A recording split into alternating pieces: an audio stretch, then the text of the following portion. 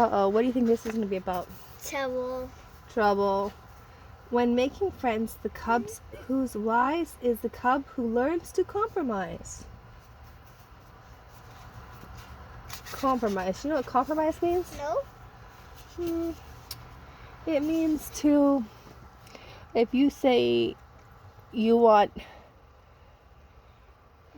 2 scoops of ice cream before bed, and I say no scoops of ice cream before bed, but we compromise on how about 1 scoop of ice cream before bed. Now it's not 2 scoops like you wanted, and it's not none like I wanted. It's 1 scoop. It's a compromise. You could compromise over toys too. Compromise over anything. Sister and brother bear who lived with their mama and papa in the big tree house down a sunny dirt road deep in bear country were not only brother and sister, they were playmates and they got along pretty well most of the time. But brother was quite a lot older than sister, almost 2 years, and sometimes he wasn't much interested in the games that she wanted to play, especially when sister got a little bossy, which she sometimes did. Now, she said, one day she came out of the treehouse with a big armload of her dolls, stuffed animals. We're gonna play tea party. You sit there and be Papa, and I'll sit here and be the Mama. Oh, gee, sis, said brother. I'm too old to play tea party. Why, if Cousin Freddie or any of the guys saw me, I'd never hear the end of it. Why don't you just find someone your own age to play tea party with? Besides, I have to go to a skateboarding. I have a date to go skateboarding with Freddie. And he zoomed, leaving sister all on her lonesome. All right for you, she shouted. Oh dear, said Mama, who was watching from the treehouse window. There goes brother off to play with Freddie again. I do wish sister had someone her own age to play with. What about her school friends? Asked Papa, joining her at the window. They all live too far away, sighed Mama, as she watched her lonesome sister pick up her trusty jump rope and start jumping with a friendly frog. Soon a butterfly joined in. She has her forest friends, the frogs and butterflies, to play with, said Papa. Frogs and butterflies are very well, said Mama, but they aren't the same as having a cub friend your own age. That's true. Robots would be cool to play with, but they're not the same as having a friend your own age. That's when Mama saw the moving truck out the corner of her eye. Look, she said, a new family moving into the empty treehouse down the road. It certainly would be nice if they had cub sister's age. Sister saw the truck too and started following it. Somebody moving into the empty treehouse, she said. I wonder if they have any cubs. And off she went skipping down the road to investigate. I have caught, see. The truck stopped the empty house and the moving bears began to unload it. The car pulled in behind the truck and the new family got out. There was Mama and Papa and a little girl cub, just but sister's age. Sister would hardly believe her good luck. Just what she needed, a little girl cub to jump rope, play tea party with, and house and school, and have all kind of cub fun with. She could hardly wait to say hello. She skipped over and introduced herself.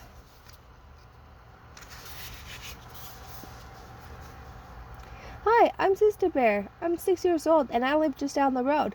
Hi, said the new cub. I'm Lizzie Bruin, and this is my papa and my mama, Mr. Bruin. I'm 6 years old, too. May I try your jump rope? I can do red hot pepper. And could she ever? Lizzie Bruin was the fastest jump roper sister had ever seen. I can jump to 1,000, said sister. I can jump to 1,001, said Lizzie, returning the rope. 1,002, snapped sister. 1,003, snapped Lizzie.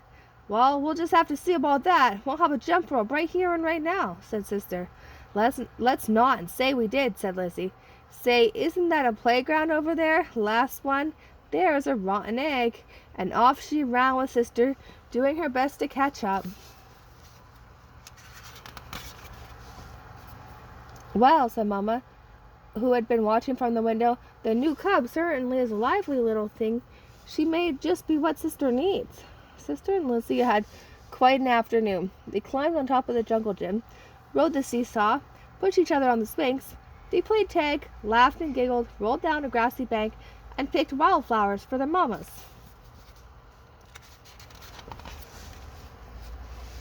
"Why, thank you, sister. How lovely," said Mama, putting her wildflowers in water. "Well, what's your new friend like?" "Her name's Lizzie. She's 6 years old. She's an only cub." She's an only cub, and, said Sister, "she's a little bossy." "Oh," said Mama. "Well, you certainly seem to be having fun." "Oh, yes," said Sister. "I had a lot of fun. A little bossy and a little braggy." The next morning, bright and early, the phone rang. It was Sister's new friend, Lizzie.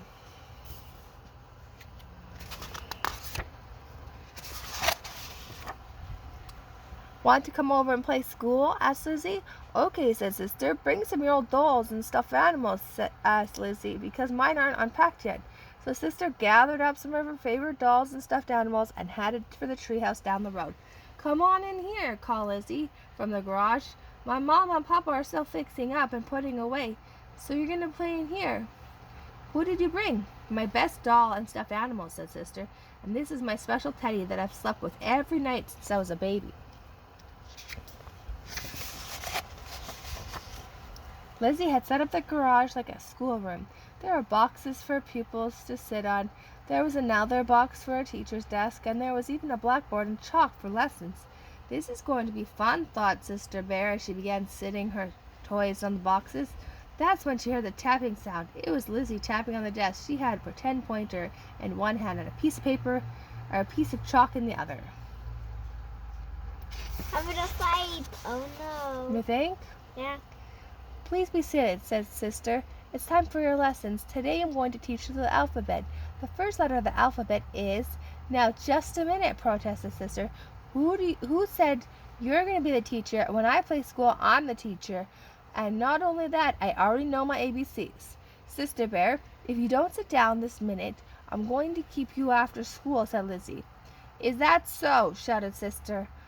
"Well, if you don't give me that pointer, I'm going to keep you after school." That's when Sister grabbed the pointer. Soon they were rolling around the floor, wrestling with the pointer. "Broke into two. Now look what you did," shouted Lizzie. "You broke my best pointer." Ugh.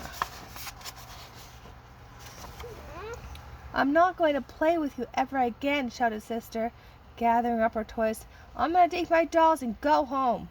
"Sister's mad, and I'm glad," shouted Lizzie. As Sister marched on out of the garage. "Lizzie, Lizzie, is a tizzy," Sister shouted back. "Back so soon?" asked Mama, when Sister returned looking like a storm cloud. "I'm never going to play with that Lizzie Brune again," shouted Sister. "She's much too braggy and bossy. I don't need her to play school with or anything else. It's much better playing by yourself. When you play by yourself, you can do what you want when you want without having to worry about that Lizzie Brune." "That's true," said Mama in a quiet voice. "Of course, there are some things you really can't do very well by yourself." What are things you can't do by yourself? Pay it. Okay. "Like what?" asked Sister. "You'd have a pretty hard time pushing yourself on a swing," said Mama. "And I'd like to see you ride a seesaw by yourself. Most games like hopscotch and jacks take at least two to play. And it certainly is nice to have someone to laugh and giggle with." "Maybe so," said Sister, "but Lizzie is much too braggy and bossy. Why does she have to be like a teacher and play school?" "It seems to me," said Mama, taking Sister on her lap, "that Lizzie isn't the only cub that's braggy and bossy sometimes. And of course there is one thing you can do much better by yourself." "What's that, Mama?" "Be lonesome," said Mama quietly. That's when someone knocked on the door. It was the. "Are you sure?" Yeah. "Why do you say her?" "They just had a huge fight. You think it's her?" Yep. It was Lizzie, and she was carrying Sister's teddy. "When Sister took all of her dolls and went home, she forgot her teddy," she said. "And well, I know it was her special favorite that she slept with every night since she was a baby, and I thought she might miss it." "Why, thank you, Lizzie," said Mama. "That was very thoughtful of you." "Thank you very much," said Sister, hugging her teddy. "And you can be teacher if you want to," said Lizzie. Or, said Sister, we can take turns being teachers. Terrific, said Lizzie. Great, said Sister, gathering up her doll and stuffed animals again. Last one back to your garage is a rotten egg. Oh, no. It was going to be the last one. Sister. And off she scooted, laughing and giggling with Lizzie scampering after her. The end.